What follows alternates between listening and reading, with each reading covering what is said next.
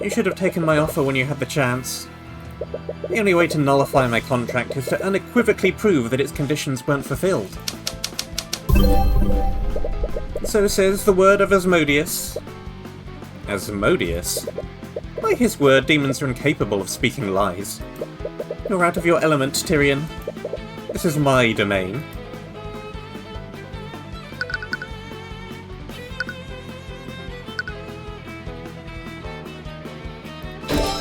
If disputing a blood contract were truly impossible, there would be no need for this court to exist. Demons are powerful, but they aren't omniscient. They can't possibly be aware of contradicting circumstances that might be created when they make a contract. You're hiding something that you desperately need to keep hidden. You even went as far as to knock out Celeste before you could get that information from her. Oh, really now? You tried to confound the investigation by manipulating Celeste's memories, but the contradiction in her testimony proves one thing. She didn't see you when Beatrice entered the prayer room until 2 at the earliest. Your so-called contradiction is based on the testimony of Laffy Frigga. How are you so sure that her testimony is reliable? It's supported by the testimonies of Miriam and Lord Asclepius. They were all together at the time, and the testimony is sound. Oh, really? It looks like you made a contradiction. What? And that illusion makes their testimonies unreliable. So says the word of Asmodeus. What? An illusion? What kind of illusion? Who knows? My statement still stands. You can't just expect us to accept your claims without any evidence.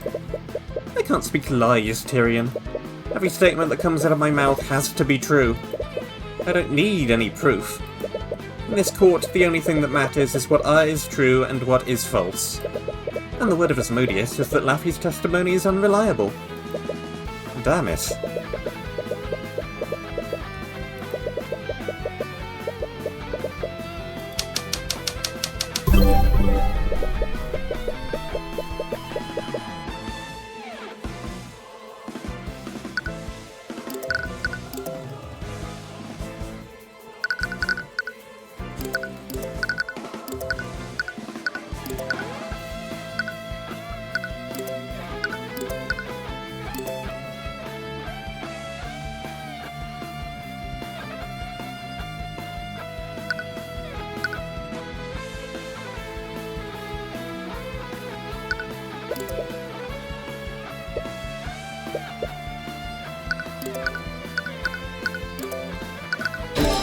Regardless of when it happened, Laffy and her party went to search for Beatrice after you two went missing. Do you confirm or deny that? I won't deny it. Perfect. Whoever set that trap, they set it to trigger whenever Aster approached his father's body. And it didn't trigger until 2. Laffy and her party were about to search for Beatrice when the King's Guard informed them of what happened.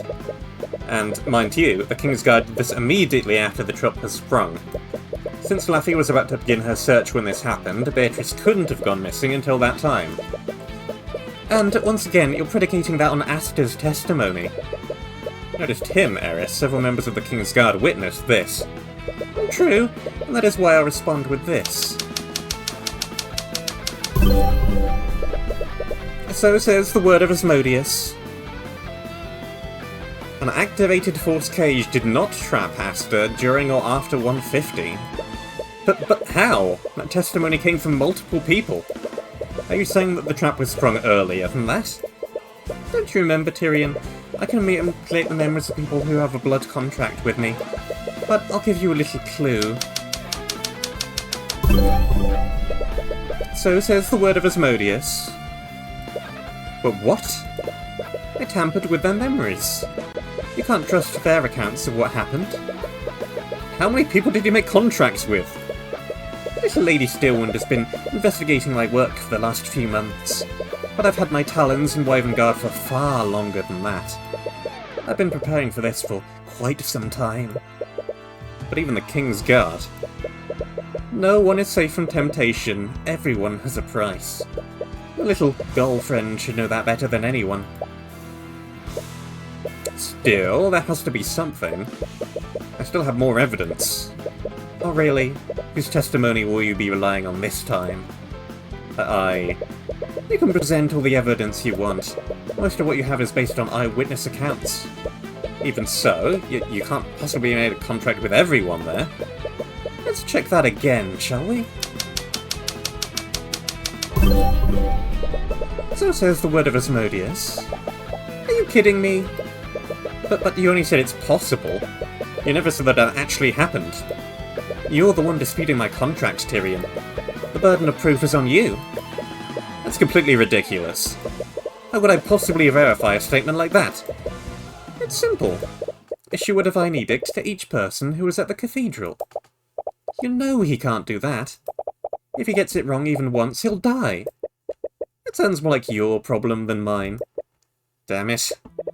Nothing to say, Tyrion? Isn't this the part where you present some groundbreaking piece of evidence? But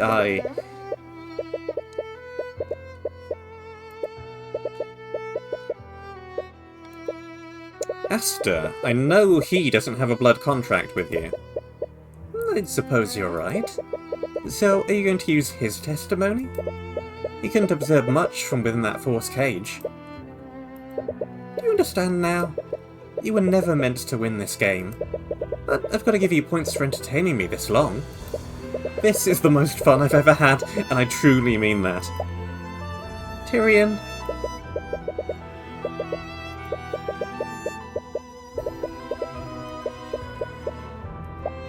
Tyrion, you have to say something. This has always been a contest of willpower, and I think he's finally run out. No.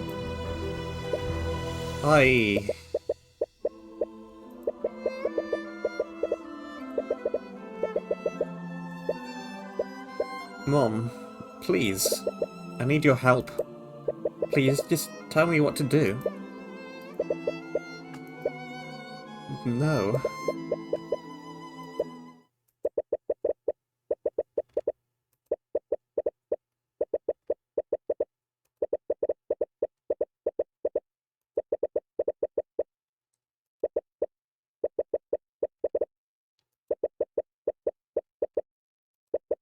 It's not fair.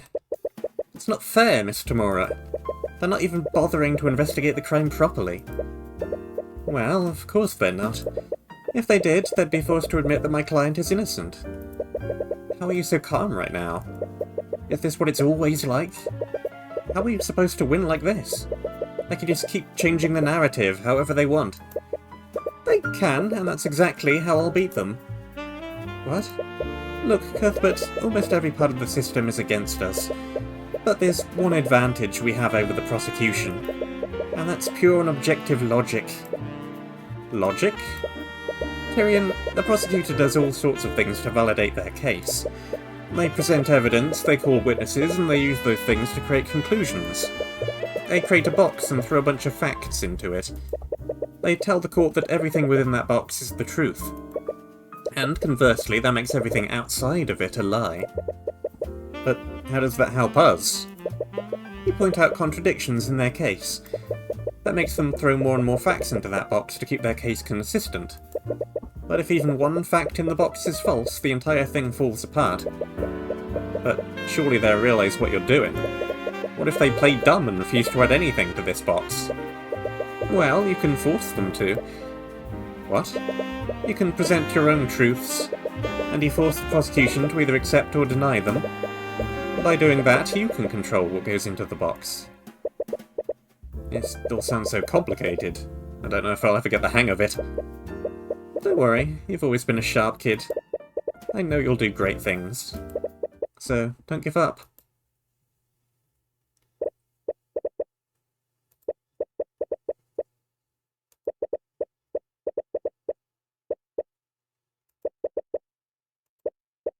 Beatrice Frigga did not go missing before 2.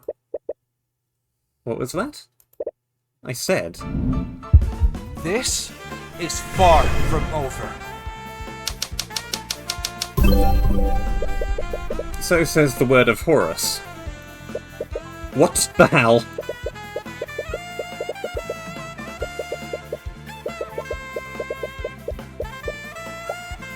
Tyrion, you... You have wings!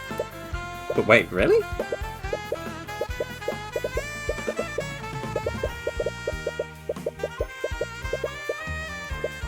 You? What did you just do? I became a Celestial. Which means... no. I also can't tell lies. In any other situation, that would be a handicap. But here, that finally puts me on equal footing with you. Why won't you just die already? You tried everything you could to break me. You drove a wedge between me and Ruby. You even manipulated Celeste into betraying me. But I'm still standing, Eris. I think you might be a little out of your depth right now. I have lived 1,000,000 of your pathetic lifetimes, and you think I'm out of my depth? I am the Empress of Discord, ruler of the Sixth Circle of Hell. I am a god. She doesn't know, Tyrion. What the hell are you laughing about? Whoever you are, man, king, or god, I won't let anyone stop me from reaching the truth.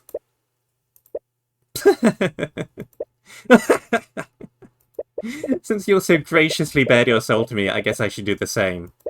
I wanted to break your spirit in this form, so I could keep things fair and interesting. But you know what? Right now, I just want to see you die.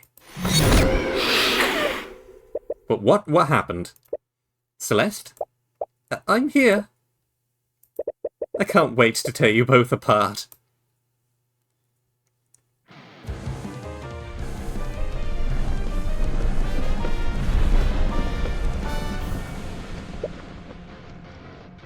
Well, hello there. But what? What is that thing? Did you two honestly think my true form was that of a teenage girl? No, I am an ancient one. I am older than time itself. It feels liberating to break free from that weak mortal shell. So, this is what you really look like. What in the eldritch horror is this? Well, it doesn't really matter. Whatever you are, I'm taking Celeste's soul back. Kick her ass, Tyrion! I'm gonna carve out your souls and mount them in the fields of Malborg.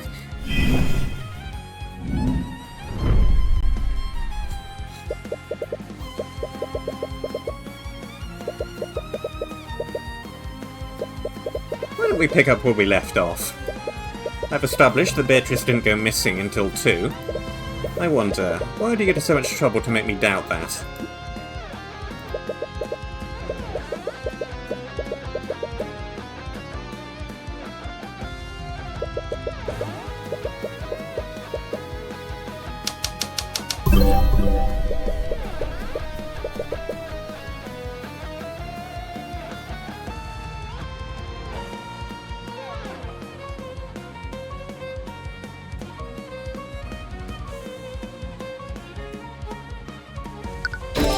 I believe he needed Celeste to think that the events happened much earlier.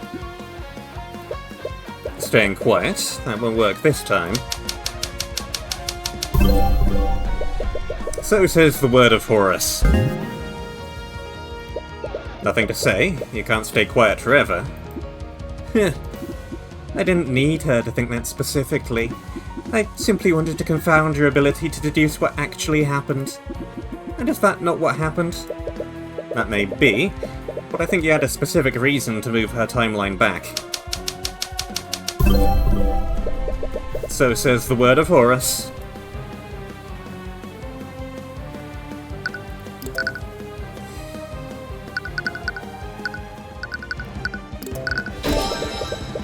It was the death of Lloyd von Sanctus. Somehow, I'm just presenting evidence at random here.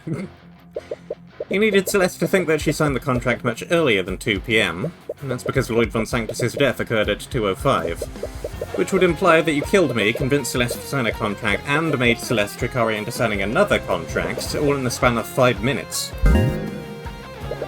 If that's true, could it be possible that Celeste isn't the patron? What? It's the only logical conclusion. The timeline is far too short. Even if you remember being tricked by her, we can't trust your memories.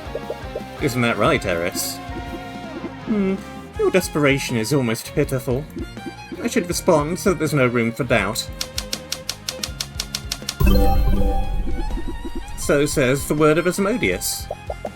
I knew it. Is something wrong? I know the truth is hard to accept sometimes, but Celeste did betray Arya's trust.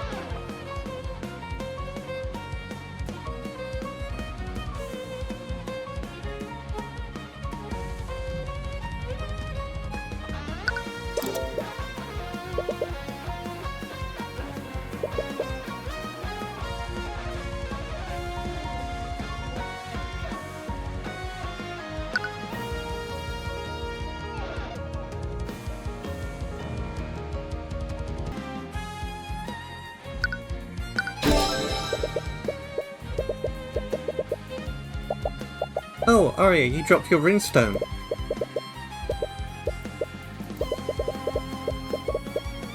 Ah, yes, I totally forgot about this. That's what happens when you record with weeks in between things happening. You forget seemingly insignificant scenes like this. Oh, I see. Celeste, don't just invade her privacy like that. Don't be like that. I'm really happy for you.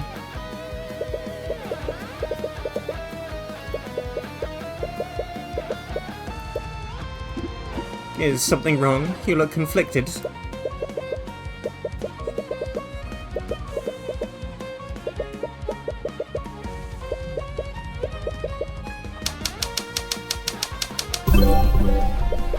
So says the word of Horus. Celeste McCoy saw Arya drop the contract before she entered the prayer room with Tyrion. Due to the Empress of Discord changing her memories, she can't remember what was written on the contract. Ugh, even now you trust her that much. But wait, but that means... You didn't betray Arya, Celeste. She only manipulated your memories after the fact. She wanted to make you think that you did. So it's not my fault? It isn't.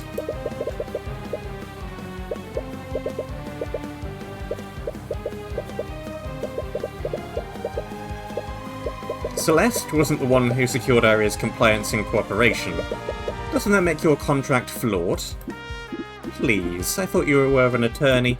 The contract states that Celeste would engage in actions deemed necessary to secure the compliance and cooperation of Arya Steelwind. No further actions were necessary. She was already under my influence by then. But that means none of this is her fault. Oh, I wouldn't go that far. So says the word of Asmodeus. Right, there's still the death of Pierce. It doesn't matter who's responsible for the massacre as a whole. All that matters is the validity of my contract. You act like you're in control of this situation, but you've been nervous ever since I began disputing your contract. You're hiding something, aren't you? Who can say for sure? The second paragraph is vague, but what about the first and third?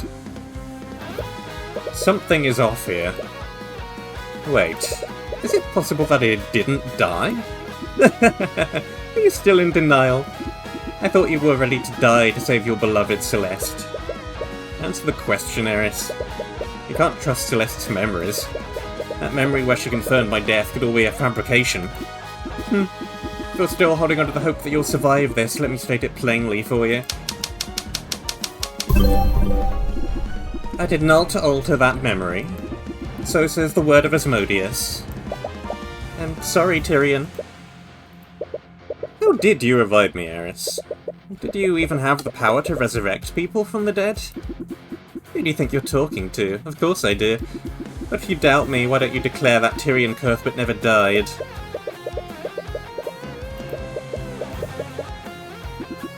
If you still doubt that I resurrected you, I'll state this. So says the word of Asmodeus.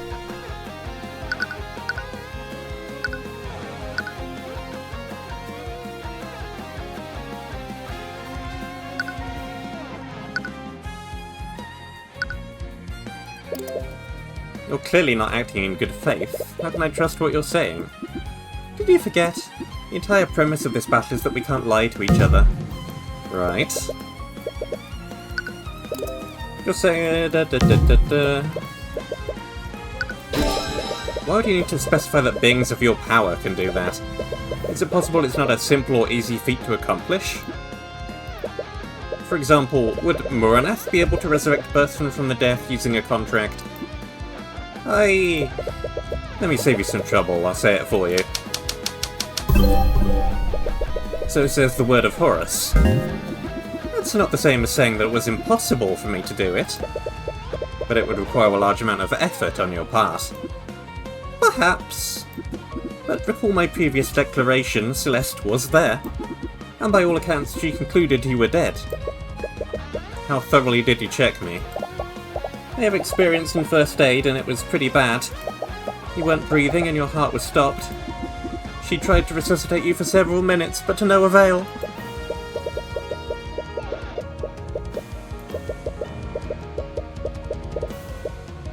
Yeah, I think I know where this is going already. We have a spell for this.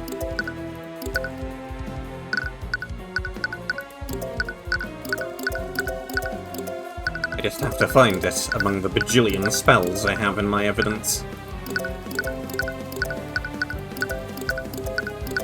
This one. You may have been able to resurrect me, but you had a far easier way to create that scenario. And luckily for you, Beatrice was there and under your control. Are you saying that Beatrice can resurrect people from the dead? No, the opposite is actually true. So says the word of Horus. What? I'm sorry, Celeste. But I was never dead. She just used a spell to trick you. No? So, everything I did, it was for nothing. But that means you never resurrected him. He was never dead in the first place. The contract only said that he was apparently dead. All I did was revive him, by making Beatrice release her spell, which allowed him to wake up.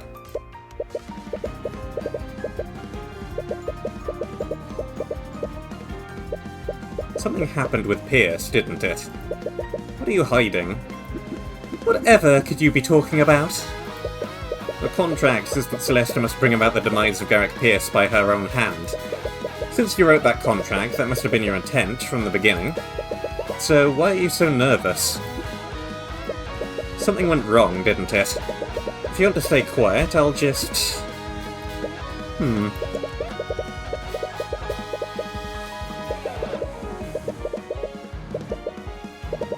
Is it possible that Celeste didn't kill Garrick Pierce?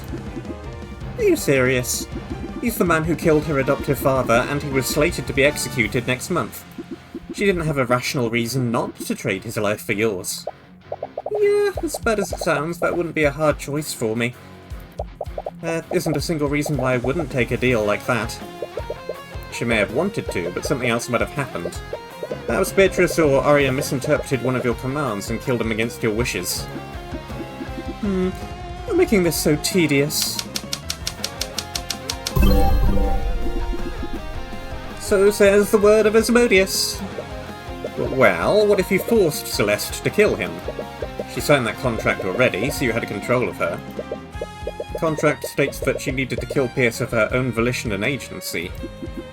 Do you honestly think I would make a foolish mistake like that? So says the word of Asmodeus. But what if someone else killed Garrick Pierce on accident? Maybe a member of the King's Guard who survived and entered the prayer room? Try again, Tyrion. And while I'm at it...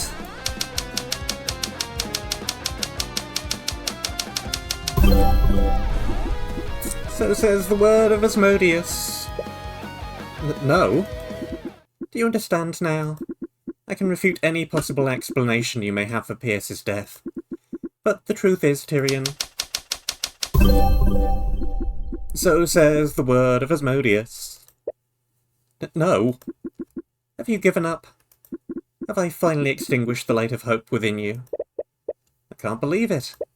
I can't believe you fell for that. What? You've never thrown consecutive declarations at me like that before. Because I'm getting close, isn't it? You can freely manipulate Celeste's memories of what happened. And I don't have any evidence that implicates what actually transpired in the prayer room. The only person who could tell me what that was you. What? You thought you could overwhelm me by shooting down all my theories, but all you did was tell me the exact state of the room when Garrick Pierce died. Now I can figure out what actually happened. But wait.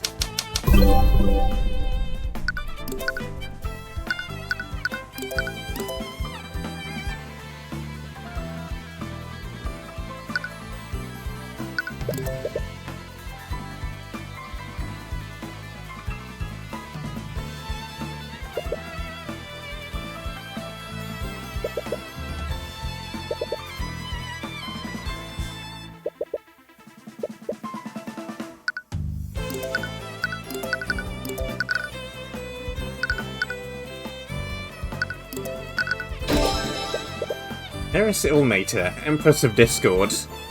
No, stop this.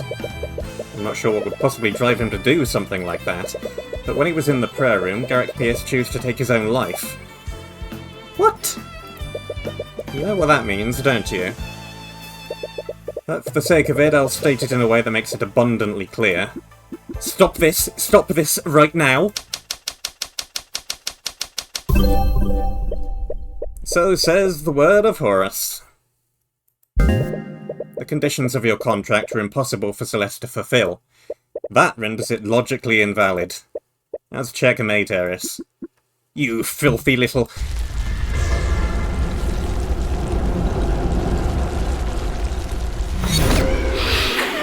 Why the heck did he do that? You're back! Does this mean you...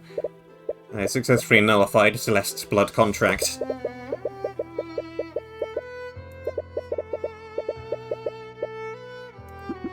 But you're still alive. How? You?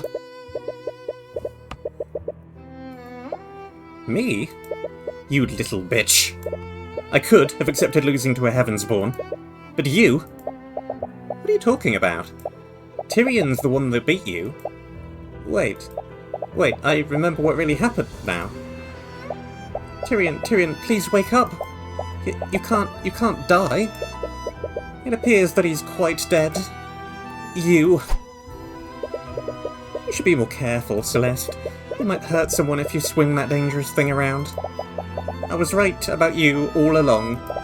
I should have never trusted you. I like your enthusiasm, but there's still something you can do to save him. But what? What is this? Do you feel that pit of dread in your chest? It's the same fear my dad felt after you stabbed him. And with his life, you'll have your beloved Tyrion back. What are you waiting for? End him, Celeste. I can't. What? What are you talking about? Tyrion, he wouldn't want this. He never has to know, Celeste. I can protect you from his Eye of Horus. That doesn't matter. I can't do it, it's just... The man literally killed your adoptive father. Not to mention he's a dead man walking. You've lived a lifetime of killing people. What's one more person? I won't suffer your self-righteous pity. Don't misunderstand me. Right now I want nothing more than to end your worthless life. But Tyrion's ideals are what saved me. That part of him is so wonderful and so beautiful. I could never betray those ideals, not even if it's to save him. You're actually serious, aren't you? Seriously sacrifice him to honour his idiotic ideals? I won't do it. I'm not going to sign that contract. Contract? Ah, I see now. What? So you're his little consort, aren't you? Vigakwa. Damn it. But wait! Get out of the way, you idiot! Drop the weapon, Pierce. Don't be stupid. The only stupid one here is you. You should have known from the beginning. No matter what you chose, they were never going to let me live. They? But if I'm fated to die, then it's going to be on my own terms. Wait, stop! I'll see you all in hell. Damn it! Menace. Are you trying to heal him? It's too late. He aimed straight for his heart. No! Come on, you waste of human flesh. Wake up! I need you alive. What the hell did you just do? Pierce is dead, and I signed your stupid contract. Now, bring Tyrion back. No. No, no, no, no, no. Pierce was dead anyways, so I thought I could catch her on a technicality. But I never realised what I actually did. You rendered my blood contract faulty. You ruined everything. And where do you get off acting like you're any better than them? What? Ideals? Righteousness? Don't give me that. I could have accepted losing to a Heavenspawn, but you're human. You're a damn killer. All of you are rotten to your disgusting cause. You would all tear at each other's throats if I gave you the smallest reason to. Tyrion is the only person here with a trace of the Celestial self-righteous morality. If that's what you think of them, you really don't know anything about humanity. Celeste is far more than what you're saying. She's far more caring and empathetic than I am. I could never even come close. And it has nothing to do with whether I'm a Heavenspawn and if she's a human. But I think I understand you a little more, Eris. Is that so? Let me ask you a question, Eris. Do you feel any amount of satisfaction when you killed my mother? What? So, you figured that out, did you? When you went on that little tirade about how much you enjoyed killing Heavenspawn, I had some suspicions. And how does it feel, Tyrion? The person who killed your mother, the person who ruined your entire life, is standing right in front of you. What do you have to say? Nothing to say. Say something, damn it. I think all I feel for you right now is pity. Oh, that's rich. You pity me? Your existence is an infinitesimal moment in my eternal existence. And yet you put all of this effort into making me suffer. Well, was it everything you imagined it would be? Did it satisfy you at all? I bet you didn't feel anything when you killed my mother. It was just another drop of evil into your empty soul. I was excited. It was far too simple. I didn't truly make her suffer, that's why I didn't... Oh, is that right? Well, what if you did succeed in throwing me into despair? Would you have felt any sort of satisfaction? Of course, Demons can't tell lies, Eris. You can't lie to us, and you can't lie to yourself. No, that can't... And that's why I pity you. You were fated to be evil from the moment of your creation, weren't you? That's why you hate humanity so much. You envy us. What did you just say? You're envious of humanity. You don't grow, you don't change. You can't become a better version of yourself. You're right, your existence will be eternal. You'll be eternally evil. You'll be eternally unsatisfied and eternally pitiful. That's why you envy us, because you'll never be free from that fate. That is completely... You can't say it, can you? You can't refute my claim, because it would be a lie. You know what? Maybe you are right. Maybe I'll never be satisfied. Maybe I won't feel any satisfaction from killing you. But I'm still going to try.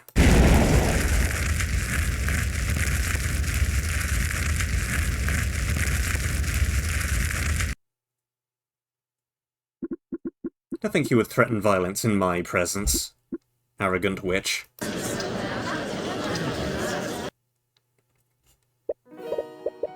Well, I suppose that solves that business, though. She'll definitely be back one day. And when she does, I'll be ready. For now, let's be satisfied we finally discovered what happened. Alright. About that. Are you serious? After all that, we still don't know who the patron is. At this point, I'm just glad Miss McCoy wasn't the true mastermind behind this. Speaking of which, now that I've nullified her contract, Celeste should finally have her true memories back. Ugh, I do remember what happened, but it's still really fuzzy. I've really been trying to remember what was on Arya's contract when I caught the glimpse of it, but I think that's the memory Eris manipulated the most. It's possible that she'll need some time to fully recover from the Empress's demonic influence. But we don't have that kind of time. Damn demon led us all around the entire morning. Not to mention that we've lost nearly an hour due to Cuthbert disputing that contract. It's just past noon. Right, we have less than 3 hours before every magical trace of the crime scene vanishes. Could you try testifying? Maybe reviewing everything will help jog your memory. Okay, I'll do my best. Miss McCoy, could you try to remember what happened during your business with the Empress of Discord? I'll try my best.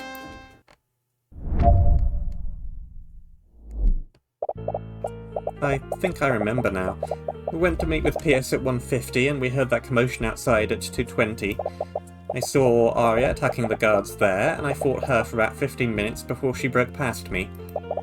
When I followed her into the prayer room, I found her then with Beatrice and Eris. They knocked Arya, Tyrion and Pierce unconscious.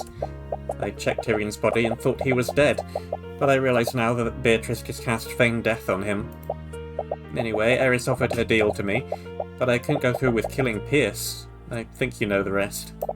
A few minutes after Pierce died, Asta, the Inquisition and the King's Guard showed up to arrest Arya. Aside from your conversation with Ilmater, that seems to match up with what we already knew. It appears we'll simply need to wait for Celeste's memories to return.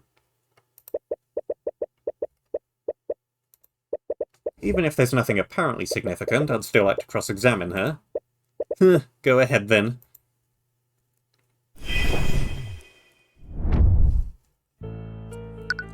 I had to meet with Pierce at 1:50 and heard the commotion outside at 2:20.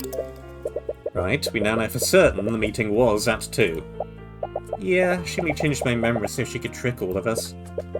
Considering that my memories were intact, she must have not had the power to change them. Yes, she never actually used her demonic powers to revive you. She merely had Beatrice release the feigned death spell that she originally cast. I still can't believe I fell for that. Anyway, who did you see attacking the guards? Was it Arya or Beatrice? Arya attacked the guards, and the fight did happen. Originally you said that you fought her for a lot longer. Yeah, I had to account for the time I spent sneaking. I had a feeling something was off about that. I knew Tyrion would be really meticulous about the timeline of the murder, so I had to make my testimony match up with the time of Pierce's death. I'm really sorry. We'll talk about this later.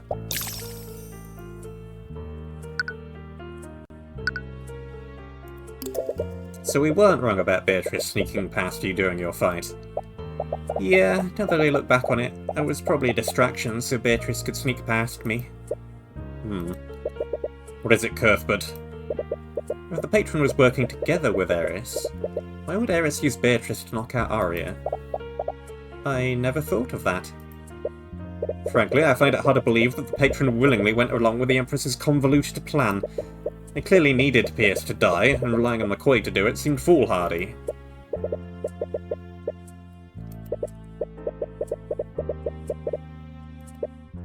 Anyway, what happened after you saw me unconscious? Thought he was dead. I can't believe you fell for such an obvious deception. I know, I was just so scared. I thought Tyrion was dead, I wasn't thinking clearly.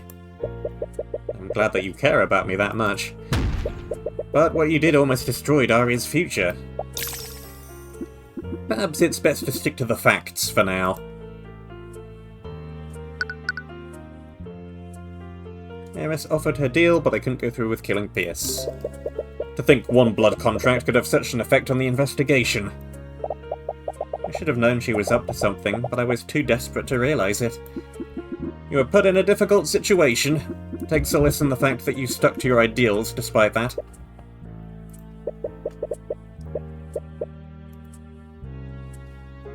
A few minutes after Pierce died, the Inquisition, Aster, and the King's Guard turned up. This must have been after they went to investigate the fire in the common room. I'm surprised Aster went to the prayer room as well, and I thought the King's Guard would have kept him in a secure location. Those were my orders, but His Majesty demanded that they secure the cathedral for the safety of everyone there. He's always been an altruist.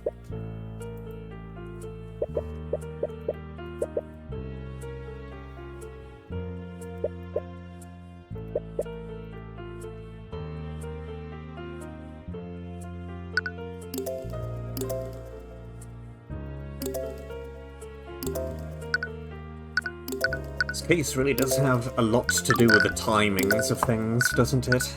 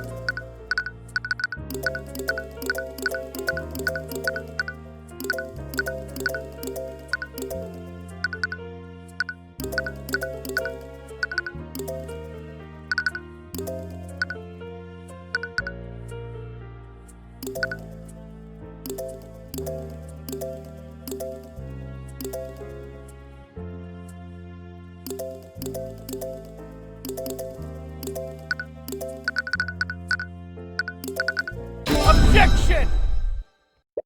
Too quick. Too quick. You would still have been in the Force cage at that time. Wait, what? What is it, Cuthbert? Celeste, are you sure Aster showed up only a few minutes after Pierce died? Yeah, I remember that part pretty well.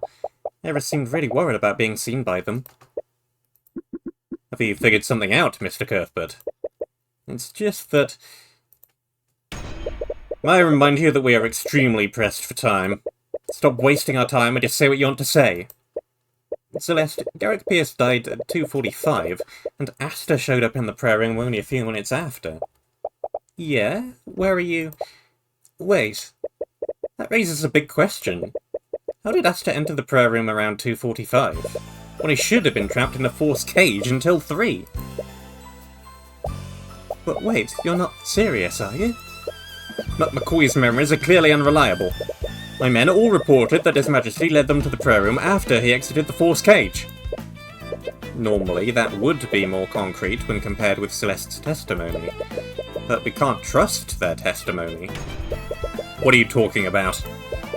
While I was disputing Celeste's contract, Eris declared that she made contracts with multiple members of the King's Guard. What?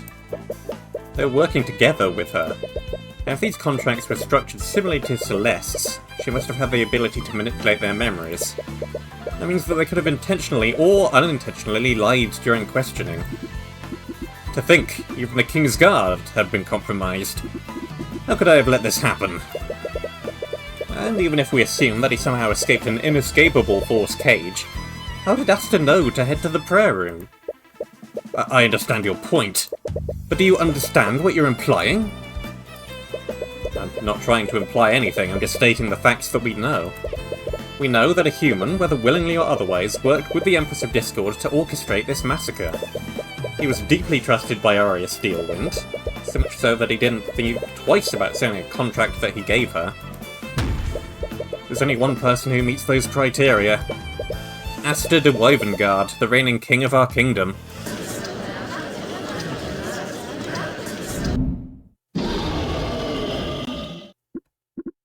Man, king, and god. All three. We will question them all. Order. I will have order. Mr. Cuthbert, do you understand the weight of this accusation?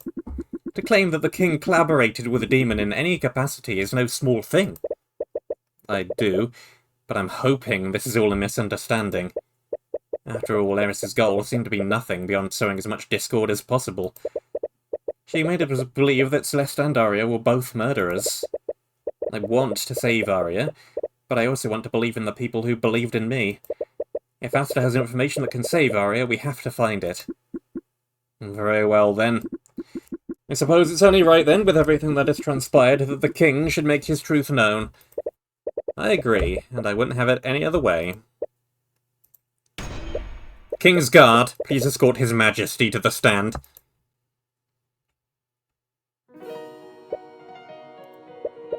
Thank you for cooperating, Aster. Of course. I understand your position, Mr. Cuthbert.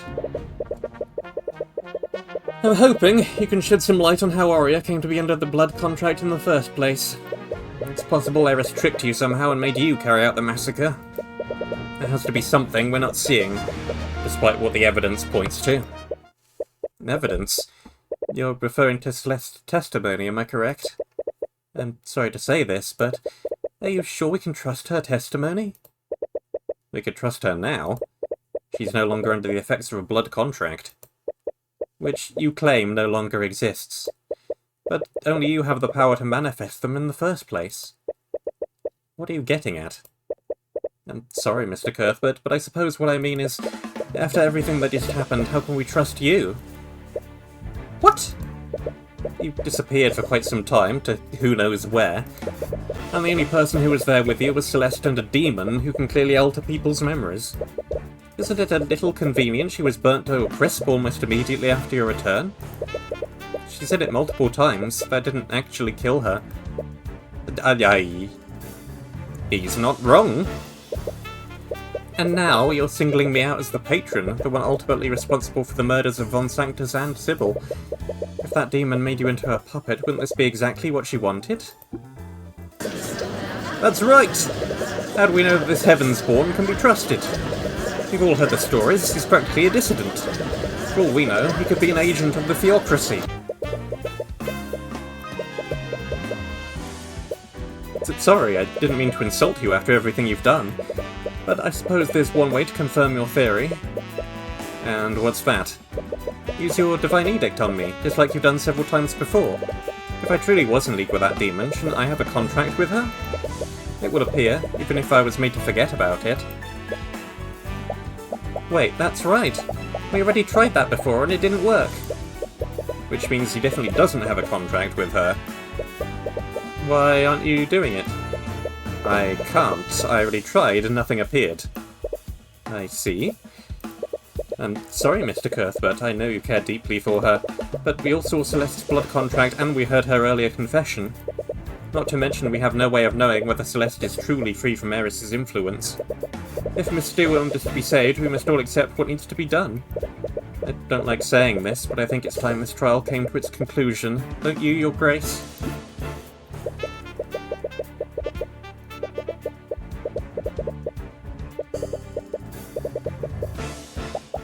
Come on, think, Tyrion.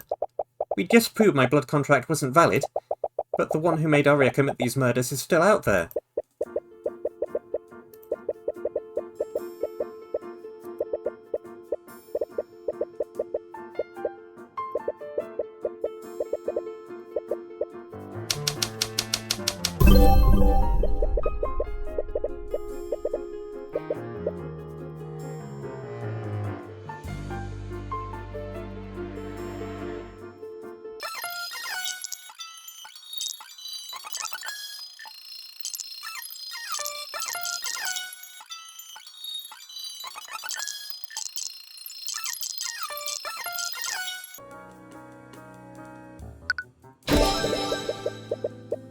I needed to trick Arya into signing the contract somehow.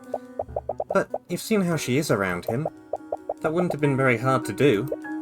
No, Arya may be extremely lovesick around him, but she's still an attorney. She would be careful to read any contract she signed. We deduced earlier that her blood contract was disguised as a normal legal document. And I remember something. When you got a glimpse of it, you immediately started teasing her. I'm really trying, but I just can't remember what I saw. If I was teasing her about it might have been related to her relationship with Asta. I'm sorry, I know that doesn't really narrow it down. No, that's exactly the clue that I needed. Really?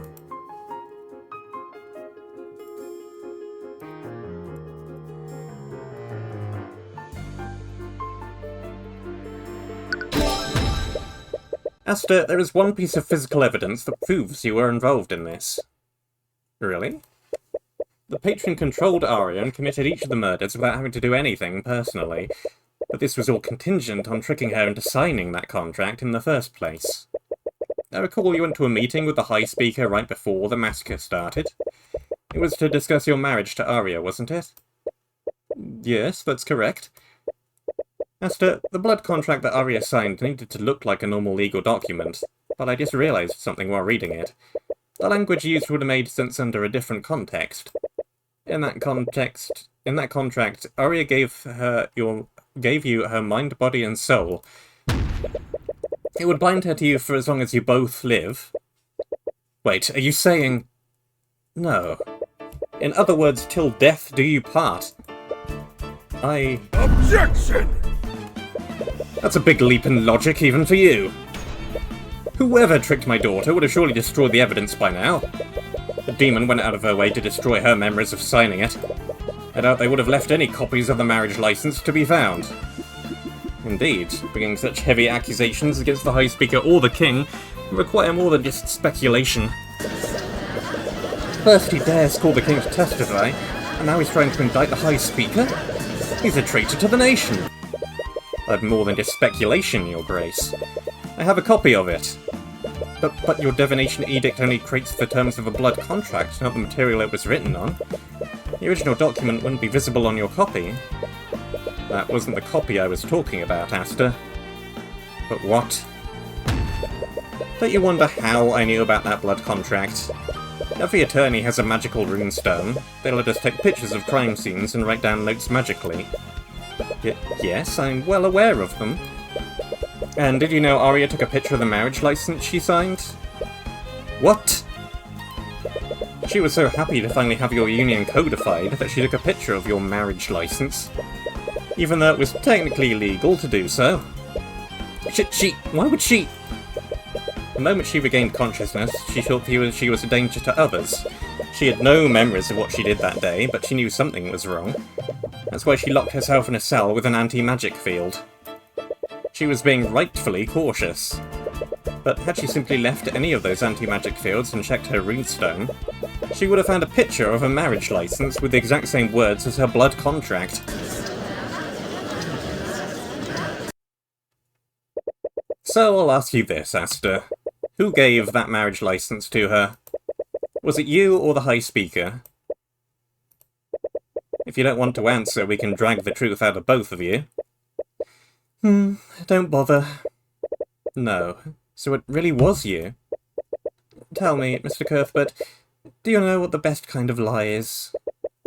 The kind that's hardest to disprove. No, not quite. It's the kind where you won't even try. The best kind of lie is the one you want to believe in. The truth can be right in front of you, but it'll make you look away. If I recall correctly, McCoy made you experience that firsthand today. Your Majesty, what are you... I'm done with this farce. I'm sure if we brought the High Speaker to the stand, Cuthbert would just deduce what happened anyways.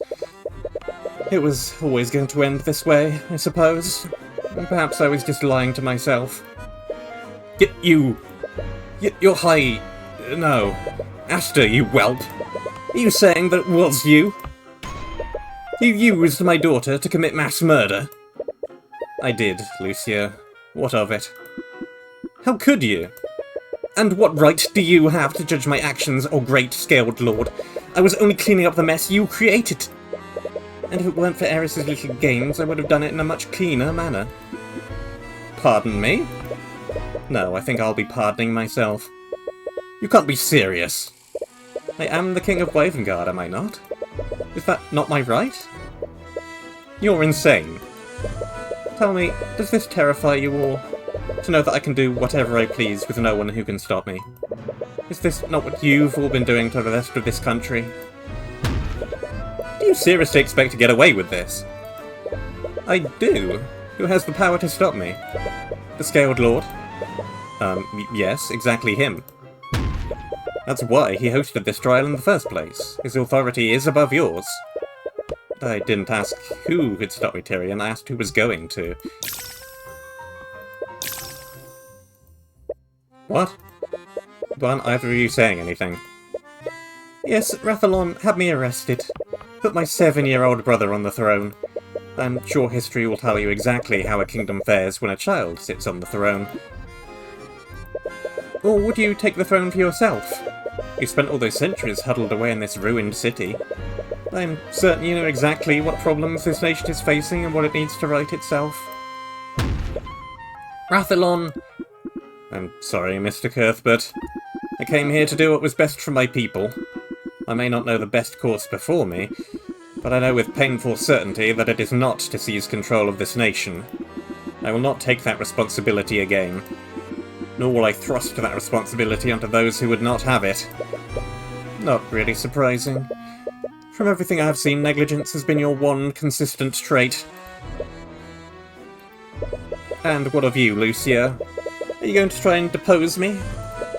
The beloved prince, now king of Wavengard? Or did you forget the people of this nation love me and hate you? I hear you're very skilled at arguing, Tyrion. But I doubt even you could make the public see that as anything other than a military coup. Can you imagine? Grand General Lucio deposing the new King of Wavengard before the previous king's body is even interred. I wonder just how bloody of a civil war that would plunge this nation into. And even if Lucio doesn't have much difficulty crushing the commoners, I'm sure you can imagine just how tempting a weakened Wavengard would look to the other nations.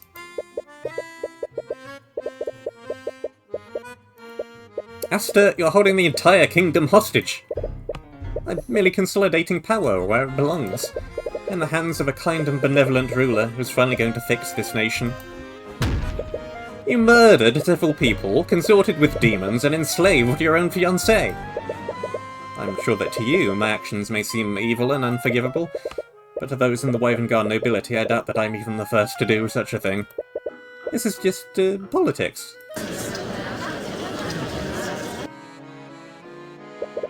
And I think that makes checkmate, Cuthbert. I can't believe it. I've always wanted to say that. What are you all doing? Are you just gonna let him get away? Lucio, she's your daughter. Are you just gonna let him keep control over her? My daughter would not sacrifice the stability of Wavengard for her freedom. You know that to be true. But he killed so many people and he enslaved Arya. He almost killed you and he tried to kill me. Why did he try to kill you? What do you mean? If Aster's the patron, that means that Pierce originally sent that letter to him. King de Wavengard just recently died. If Aster thought she was a threat, could that mean that Celeste has royal blood? That wouldn't make much sense. Even if McCoy was of royal blood, Aster is the king's eldest child and he's of pure royal blood. McCoy would have no claim to the throne under these circumstances. If you were his half-sister, you wouldn't have a claim to the throne. So why would he go through so much trouble to kill Pierce and you? Maybe he just wanted to make sure? But he wouldn't have had Iris kill Pierce personally if it wasn't important. He needed both you and Pierce to die during the massacre. Which means you two were just as important targets as Von Sanctus and Sybil. Okay, but my potential claim to the throne would be the only reason why he'd be scared of me. If that wasn't a problem, why would he be so scared of Pierce's blackmail?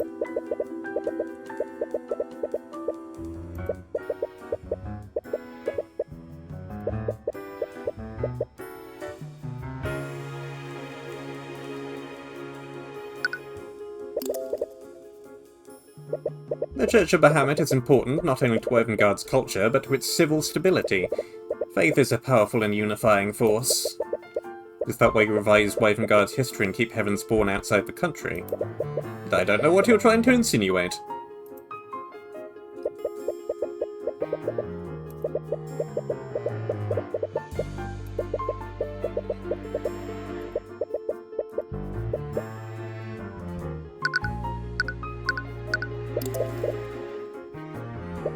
Despite everything, our kingdom's constitution still includes the Scaled Lord in our government. Wait, really? As the saviour of our kingdom, he and his kin were given an honorary position on the political hierarchy. The Ancient Dragon's authority technically rivals that of the king. Wow, I had no idea. How have I never heard of this before? To be honest, that law is just a way to revere him and appease the church.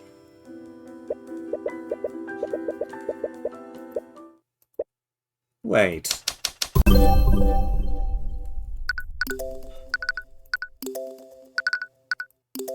What the heck direction is this going in now? Celeste McCoy, by the authority of the Ravengard Crown, you're under arrest.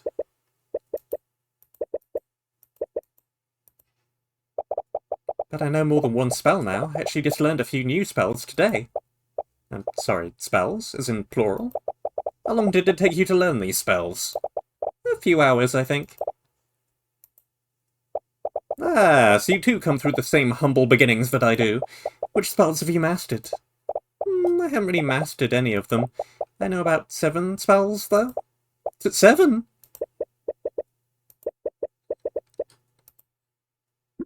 Make no mistake, even in my human form, I've always had the strength of an ancient dragon. This can't be real. What? What is it, Tyrion?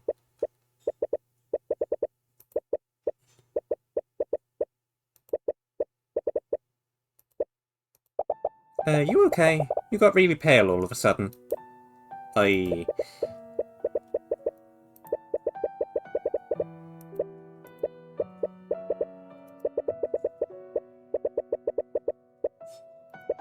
I'm sorry, Celeste.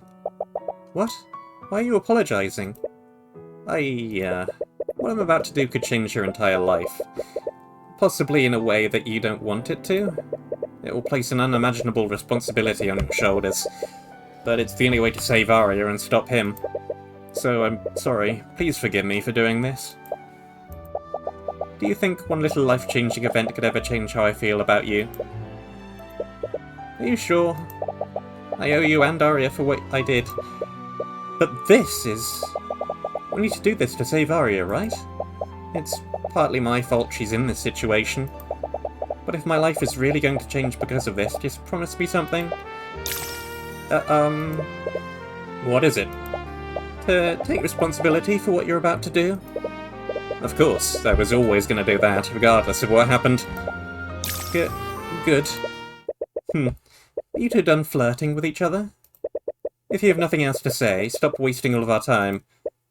Aster, I know who Celeste's father is. Wait, really? What? No, you're bluffing. You have to be. Why don't we test that theory, then? You said that no one could contest your rule of Ravengard aside from the Scaled Lord. But there's one more person, isn't there? What are you talking about? Only the Scaled Lord has the political power to override the will of the king. And his kin, Lucio. Yes, I suppose that's... As to the Ravengard, you needed Celeste to die during the massacre. It's because her existence would always pose a threat to your rule. Are you serious? People of the Ravengard nobility, your current king was fearful of my bodyguard's parentage, and now we know why! Celeste McCoy is the daughter of the Scaled Lord Rathalon, ancient dragon, and creator of all arcane magic.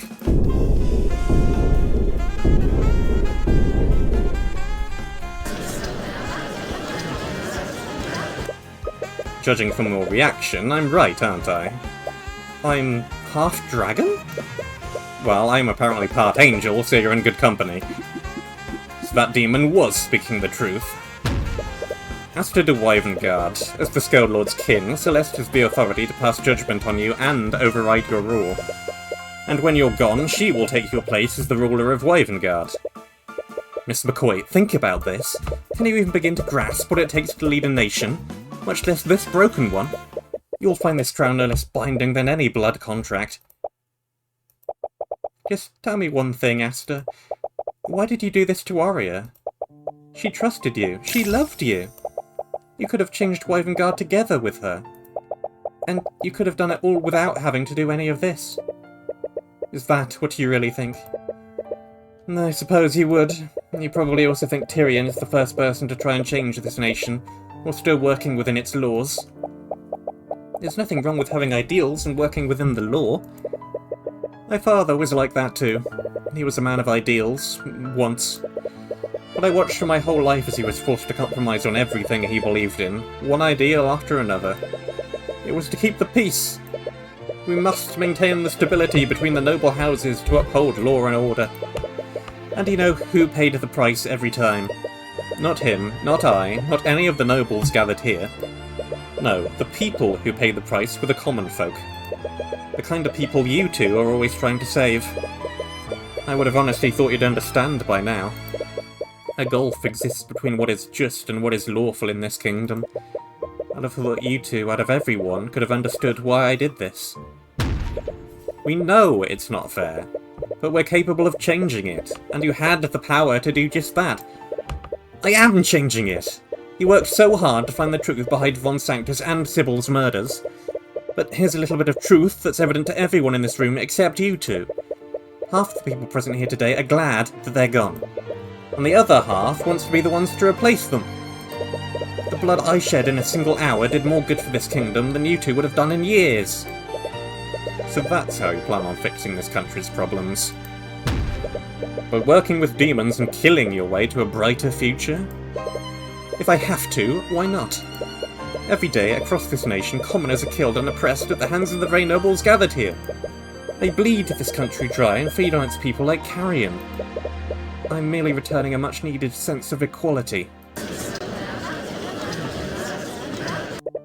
Do you really think any of you are in a position to judge me? All of you who came running at the news of my father's death? All so you could be the first to fill my ears with your sycophantic praises? Do you know what the difference between the Empress of Discord and all of you is? That demon was just a bit more honest. Arya wanted to change that. She would have helped you. Arya is too stupid and too naive to do anything. She loved you. How could you? She loved her idea of me. She loved a weak and ineffectual prince who would have borne watching this kingdom rot with a damned smile. She loved your kindness, Asta. This is kindness. The blood I will spill will be the greatest kindness this kingdom has ever known. And once I am done, Wavengard will be better and stronger for it. Asta... McCoy, I don't care what you are. The Scaled Lord's daughter, the rightful heir, none of that matters to me. I will save my kingdom and its people, and I will carve the rot out of its heart, piece by bloody piece. Nothing will stand in my way. I am Asta de Wavengard, King of Wavengard, and consort to the Lord of the Sixth. I am... nothing but a dead man. Volnus. Lucio. But what? But no. Lucio, what have you done? The blood contract, Cuthbert. What? My daughter's blood contract, does it still exist? Its conditions have been fulfilled, haven't they? Because they no longer both live. Excellent. Lucio. This is not what we discussed. My daughter would never be free as long as that wretch lived. McCoy agreed to take his place. This was always how it was going to end. Lucio, you can't seriously expect to. Save your breath, Cuthbert, I already know. Kingsguard, what are you standing around for? The Grand General has committed regicide. Arrest him at once.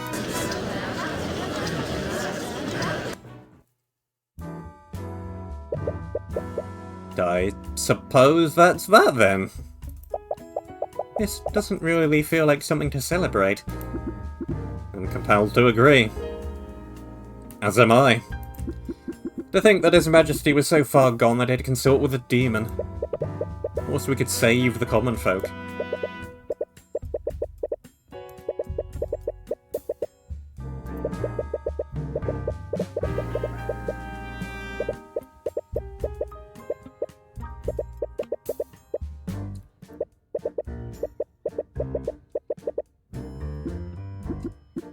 Nevertheless, it's apparent there's no need to continue this trial. Though, it's clear our work is only just beginning. Court is adjourned for the time being. You're all free to return to your homes. However, I'm sure there's still much for each of us to discuss. Many things have changed here today, and I'm sure many of us will need to make arrangements to adapt.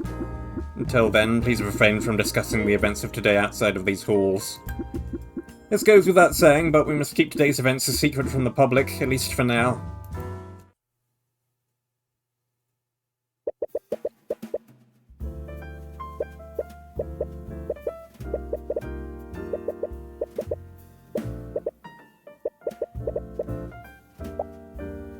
Hey. Hi. We won, didn't we? So why does this feel so... Yeah, I feel the same way. He was a terrible person. He killed people. He tried to kill us, and he used Arya like a puppet. But I really wish we could have... changed his mind. Yeah. Sometimes people are beyond saving. And I think he made up his mind a long time ago. He knew what he was doing to Arya, and I can't think of any other way we could have truly freed her. I know, I just hope she's... Hello? I'm glad I found you before you left.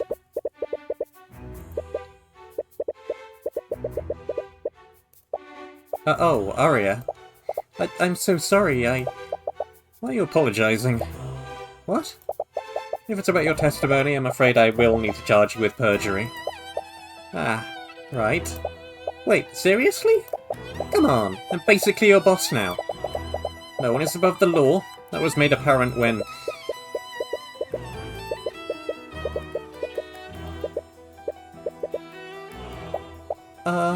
Arya?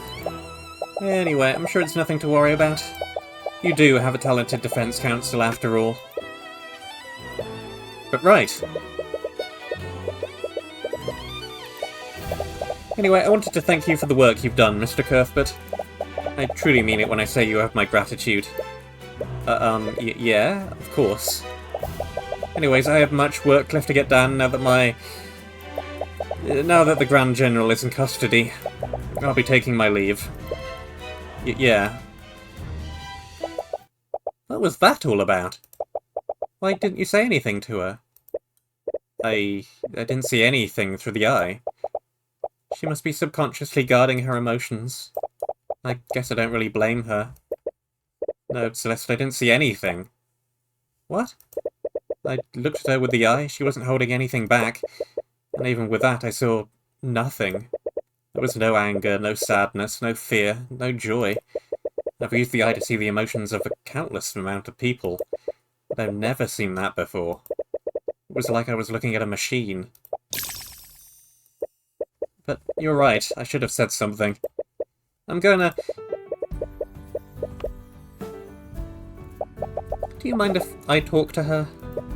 What? You sure? Yeah, we actually hang out a lot outside of the trials. I think she might respond better to me. Alright, I suppose I'll let you handle it. Just, you know, keep it verbal. What? Never mind, I don't know what I'm saying. Just go. Alright, you weirdo.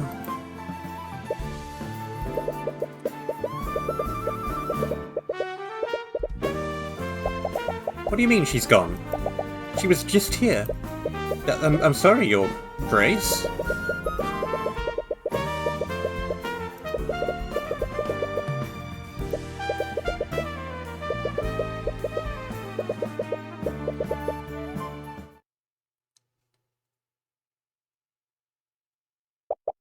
Damn it, Arya, where are you?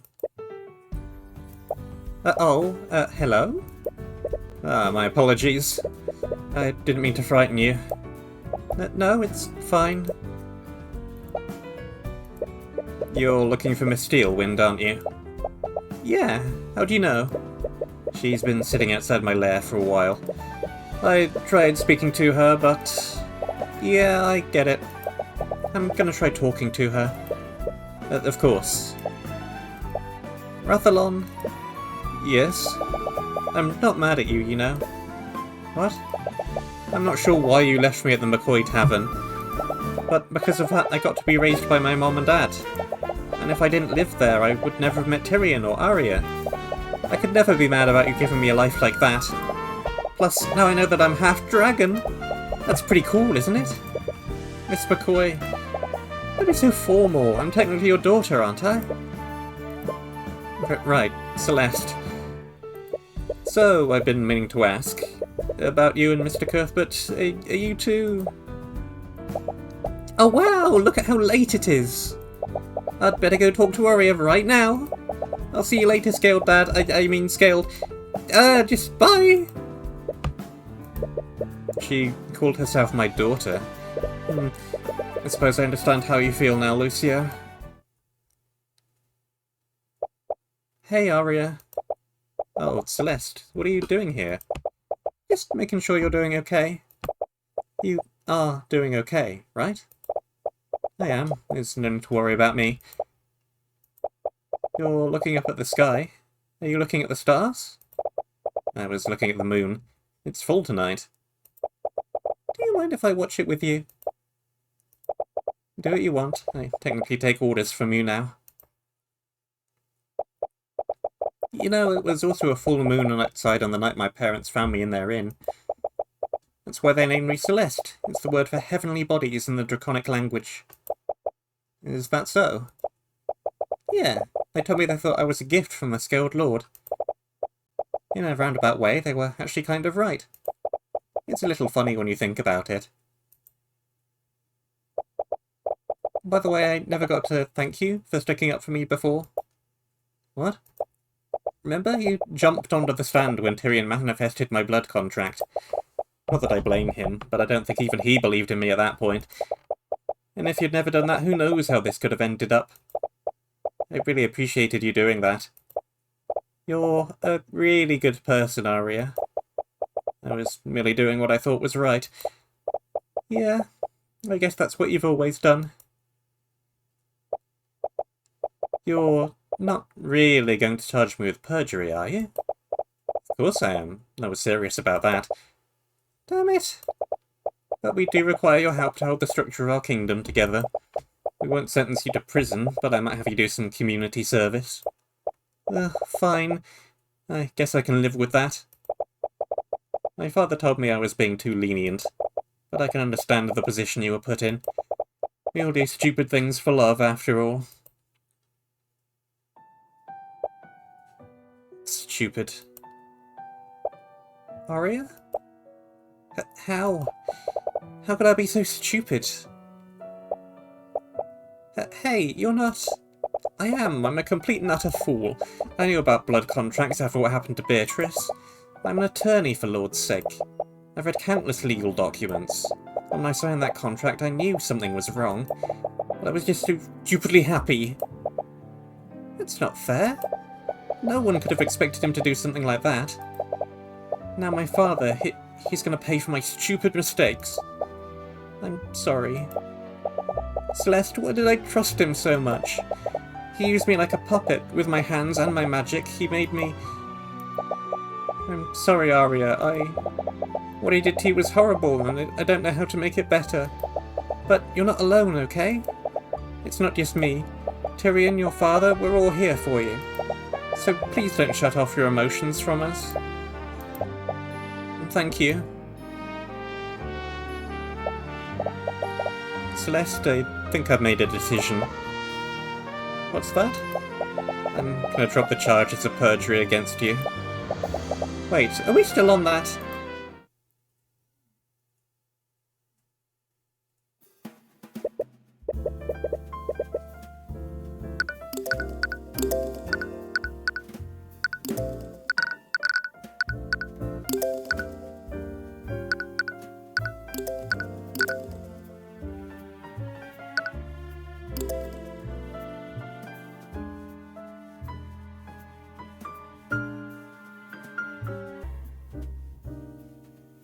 Mr. Cuthbert, I've spoken with my associates in the press.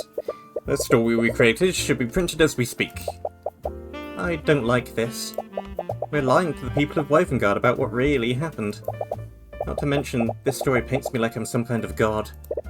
I understand your reservations, but Aster was right about how the common folk felt about him. If you told the people what actually happened, they would never believe it. They'd think that his death was a part of some sort of political conspiracy. And even with this cover story, we can't be certain that they still won't suspect that. Arya? Shouldn't you be resting? Nonsense. I'm not going to sit around feeling sorry for myself when everyone else fixes my mistakes.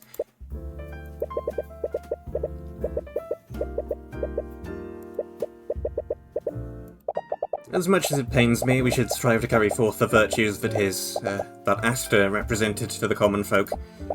Wavengard will gain more from those false virtues than from the person that he truly was. The stability of our nation must be maintained if we're to move forward. And if we must use the people's piety to do that, then so be it. Arya, and as the newly appointed head of House Steelwind, I will also do my part to support your rule. As will the Scaled Lord. Do you even have to ask? I made a promise to you, didn't I? And it's not just us. I'll do my best to make sure that the rest of Wavengard supports you too. Oh, yeah, since you two patched things up, we could also ask for Ruby's help. Ah, right. I forgot that I was supposed to meet with her this morning. I'll need to apologise to her about that. Wait, have you still not told her about what happened yet? We had more important things to worry about. I'm sure that she'll understand. Tyrion, the last time you saw her, you manifested a blood contract without explaining anything. Then, you vaguely said something about helping Arya. Don't worry, I'll explain everything to her once things quiet down. Tyrion, that story you fabricated is being printed right now. Everyone in Wavengard is going to read about it in the paper, including her. Oh. What's all this noise about? What? Have you been living under a rock, lady? Read the morning paper. The Scaled Lord has returned. What? Demonic attack claims lives of prominent figures. Chaos broke out yesterday during the private wedding between Arya Steelwind and Crown Prince Aster de Wavengard. A surprise attack orchestrated by a malevolent demon and devastating loss was inflicted upon our kingdom, shattering the very foundations of our power and stability. The carnage left in the wake of this abyssal assault was nothing short of catastrophic. Among the fallen were Lady Caroline Sybil, Lloyd Lord von Sanctus, and Lord Lucio Steelwind. Both King Olivier and Crown Prince Aster made a heroic attempt to repel the foul monster. And while the profane demon was felled and defeated, the King and the Crown Prince tragically lost their lives in the ensuing battle. However, amidst the chaos and despair, a glimmer of hope emerged to prevent the kingdom from descending into further disarray. The Scaled Lord himself descended from the heavens, restoring order and making a profound proclamation. In a selfless act to maintain the integrity and unity of Wavengard, the Scaled Lord anointed his holy daughter as the new Queen of Wavengard. What? Ugh, again with this Scaled Lord nonsense. This reeks of a violent political coup. Whoever this new queen is, I bet she's just another rotten noble. It says there's a picture of her on the next page. Wait, what the fu-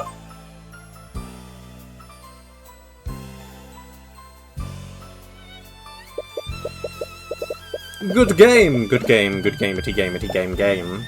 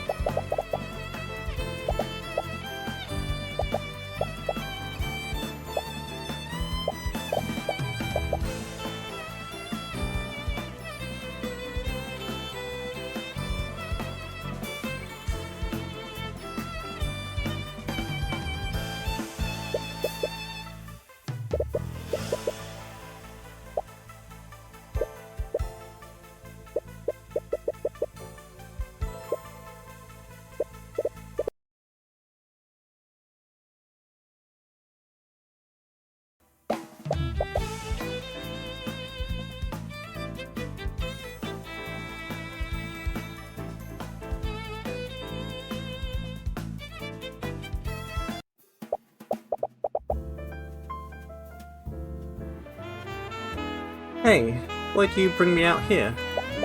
You're not usually this secretive. Come on, it's a surprise! Wait, is that a boat? Are you gonna be okay? I thought you were really prone to motion sickness. Don't worry, I've done this plenty of times before. Alright, if you say so. Tyrion, it's really dark. Are you sure this is safe? Yeah, there'll be plenty of light soon. Soon? In about 3, 2, 1... Wow! Right on schedule. You knew this would happen? During certain times of the year, the ley lines around Oronax become extremely potent. A lot of the businesses here take advantage of this to charge the arcane power cells in their homes. And those effects are amplified when they do it simultaneously. This is what happens when they synchronize with each other. It lights up the entire city. You're such a nerd. But it's beautiful, right? Yeah, it is. My mum used to bring me out here before everything that happened. You're the only other person I've ever shown this to. Oh. I've really missed being able to spend time with you like this. Yeah, me too. It was so much simpler when you were just an attorney and I was your bodyguard. But now I'm the Scaled Lord's daughter and you're the lead prosecutor. We barely get to see each other. But at least we're together now. And you have something to remember whenever we're apart. Yeah. What? Your thoughts are leaking, Celeste. What are you... it's been so long, I forgot to... Is something wrong?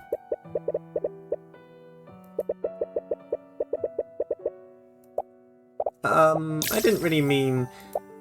Wait, no, I did mean it, but... I know this is a really rude thing to say, but I kind of hate the Eye of Horus sometimes. I love you too, Celeste. Okay?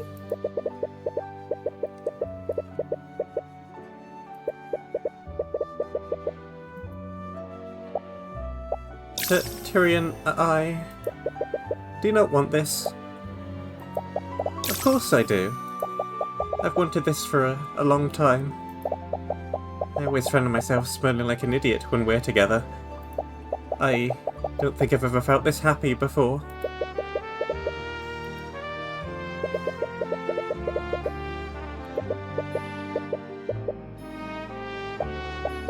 Yeah, you'll always keep your promise, right?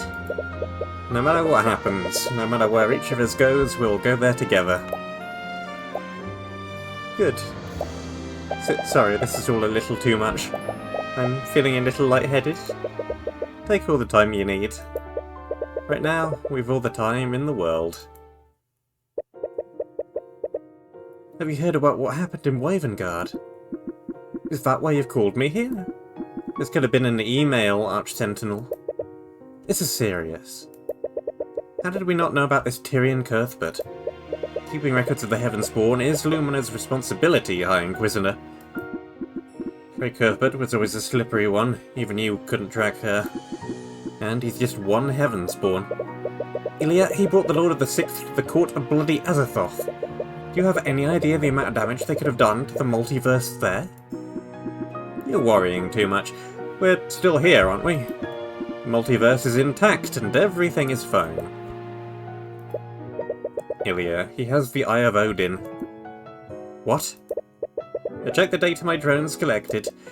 These readings, they're exactly the same as the ones we gathered during our experiment with Frey. He awakened its power, albeit briefly, and he did it in front of the Lord of the Sixth.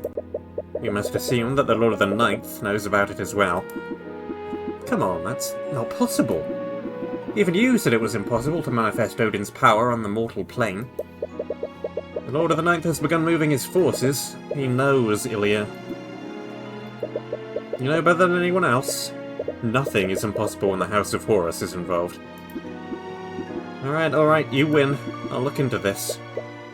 Exercise discretion, if they ever find out about what we did with Frey. I know, it could mean more with Wavengard. Ilya? It could mean war with the entire Outer Planes.